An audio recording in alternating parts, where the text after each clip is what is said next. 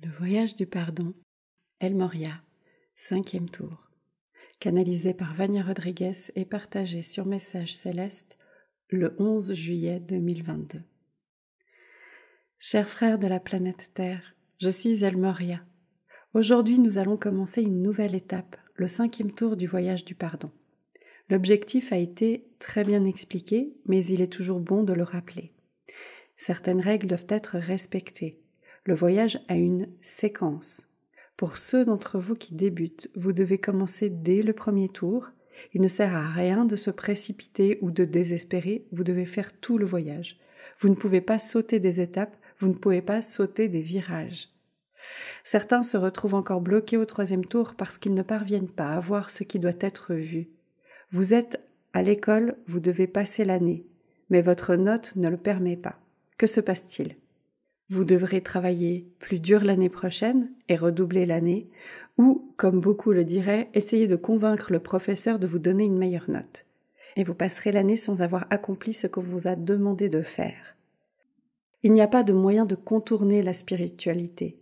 Il n'y a rien qui puisse vous faire avancer quand un obstacle se dresse devant vous. Alors, ceux d'entre vous qui persistent à ne pas comprendre pourquoi il ne passe pas un certain cap, regardez en vous.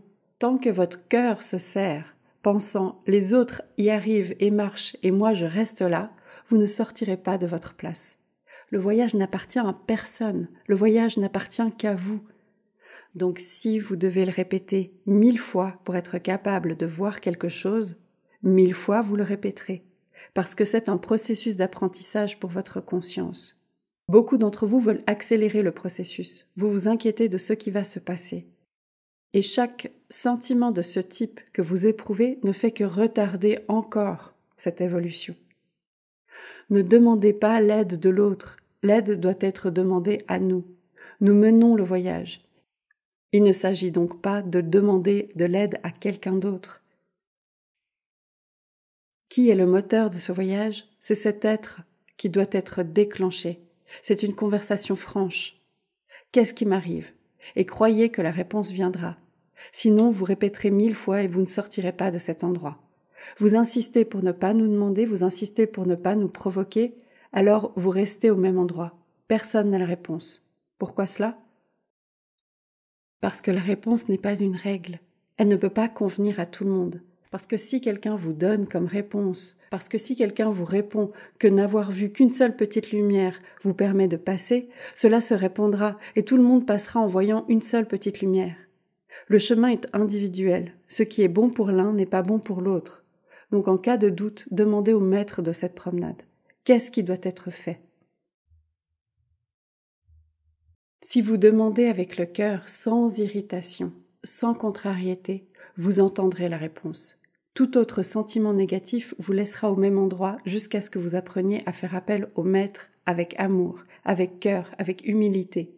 Non pas l'humilité de vous croire inférieur, l'humilité d'admettre que vous avez besoin d'aide. Comprenez-vous maintenant ? Ou allez-vous continuer à demander aux autres ce qui doit être fait ? Est-il si difficile pour vous de comprendre cela ? Pourquoi laisse ? Pourquoi ? Peur ? Mais peur de quoi ? Nous vous punissons, c'est bien cela ? Nous allons vous donner une autre réprimande ? Sachez que s'il est nécessaire que nous vous donnions une bonne réprimande, nous le ferons. Parce que parfois vous avez besoin d'écouter d'une manière plus forte, pour que vous compreniez, pour que vous sortiez de la position de victime, pour entrer dans la position de ceux qui savent exactement comment mener vos chemins. Vous n'êtes pas victime de quoi que ce soit. Chacun de vous suit son propre chemin de la manière qu'il pense être la bonne, mais vous n'acceptez pas ce qui vous vient en retour. Alors c'est à chacun d'entre vous d'analyser. Comment faites-vous face à cet obstacle ? Vous êtes en colère et vous vous dites que vous n'y arrivez pas ? Mais je suis sûre que vous ne vous êtes pas demandé comment sortir de cet endroit. Car si vous l'aviez fait, la réponse serait là. Et on pourrait juste dire « cligne des yeux 3 fois et tu verras ». Et vous verrez car la solution pour vous n'est pas la même que pour l'autre. Alors arrêtez de dépendre de ce que l'autre a dit. Que chacun d'entre vous se tourne vers nous pour trouver les réponses. Sinon vous serez bloqué au même endroit. Et alors 2 choses pourraient se produire. Soit vous abandonnerez, ce qui serait une honte pour votre âme, soit vous atteindrez enfin le jour où vous allez demander, et vous nous demanderez à nous, et vous aurez une réponse.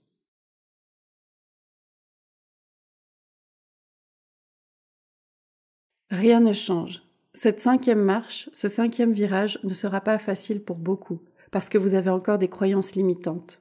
Vous pensez que tout le monde qui est autour de vous était lié à vous un jour, qu'il y avait des contrats, des accords avec tout le monde.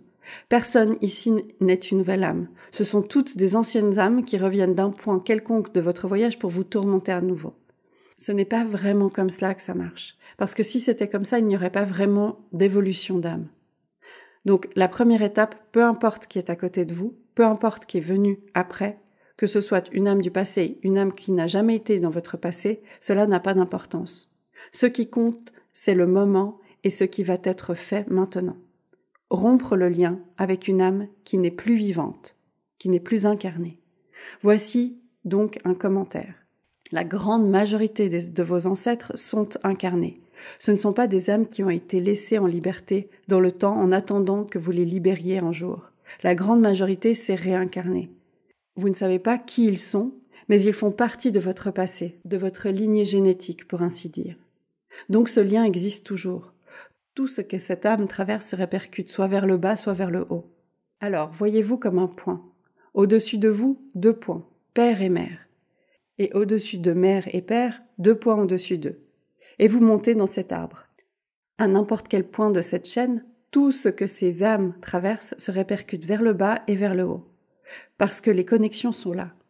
Et quel est le plus grand sens dans tout cela? La fierté de l'ascendance, la fierté de la conquête, du pouvoir? Ce ne sont absolument pas des sentiments nobles. Donc, à partir du moment où, en tant qu'âme incarnée, vous brisez vos premiers liens, qui sont ceux d'avec vos parents, tout le reste est brisé. Ils sont tous brisés. Maintenant, il faut bien comprendre que rompre le lien ne signifie pas cesser d'aimer. Cette âme se souviendra toujours qu'elle a été votre mère, qu'elle a été votre père, mais elle s'en souviendra avec beaucoup d'amour, simplement de l'amour. Si vous êtes ici aujourd'hui en train de souffrir, elle ne le saura plus, car le lien a été rompu. Ah, mais vous avez besoin de leur soutien pour continuer votre souffrance. Vous avez besoin de leur soutien pour vous aider, car vous êtes incapable de faire quoi que ce soit, n'est-ce pas? Donc, je suggère à chacun d'entre vous, réfléchissez bien, car il ne sert à rien de prendre ce virage pour le regretter ensuite.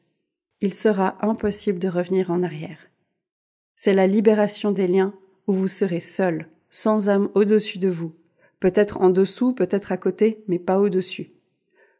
Comment est-ce que vous vous sentirez? Méprisé? Sans amour? Parce que ceux que vous aimez tant, qui étaient vos parents, ne sont plus connectés à vous? Je vous dirais donc que si vous pensez à eux avec amour, ils le ressentiront et vous rendront immédiatement ce même amour. C'est tout. Sans se soucier de savoir comment vous êtes ou comment vous n'êtes pas. Et vous, sans vous soucier de savoir comment ils sont ou comment ils ne sont pas.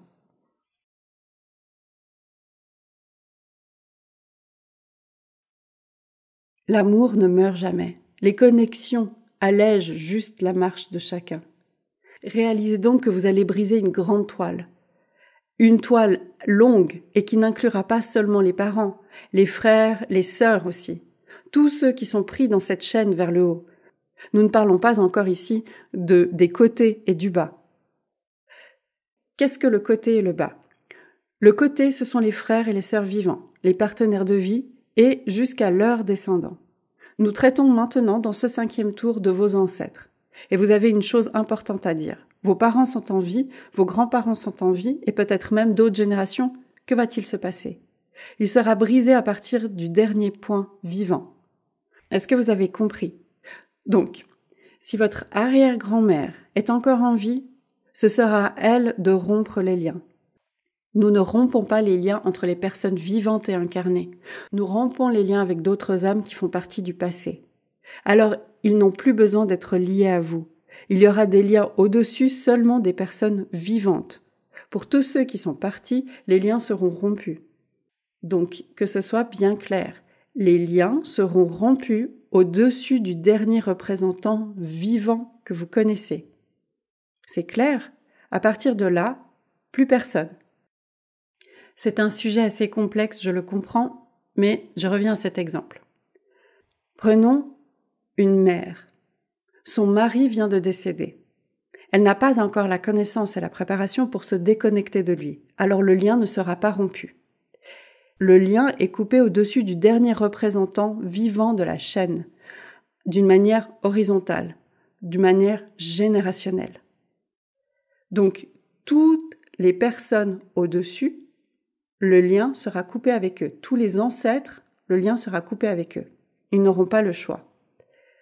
C'est un travail que vous faites vous et qui bénéficiera à tout le monde. Je vais donc essayer de l'expliquer d'une autre manière. Vous, vos parents, première génération, vos grands-parents, deuxième, vos arrière-grands-parents, troisième génération. Vous avez un ou deux arrière-grands-parents vivants. Tous les liens au-dessus de cette génération, donc les quatrième, cinquième, etc., ceux-ci seront coupés, ils n'auront pas le choix. Nous le faisons par couche. La couche de celui qui est encore vivant restera. J'espère avoir été claire. C'est un processus essentiel pour votre ascension que cette rupture de lien. Et soyez sûr que vous remarquerez la différence. Observez vos propres parents s'ils sont encore en vie. Vous remarquerez la différence. Ceux qui souhaitent participer peuvent le faire. Ceux qui ne veulent pas ou ne peuvent pas, vous pourrez revenir à tout moment. Je dis simplement, la libération est nécessaire. Et la libération des connexions avec les personnes vivantes au bon moment arrivera aussi. Allons doucement, nous ne sommes pas pressés.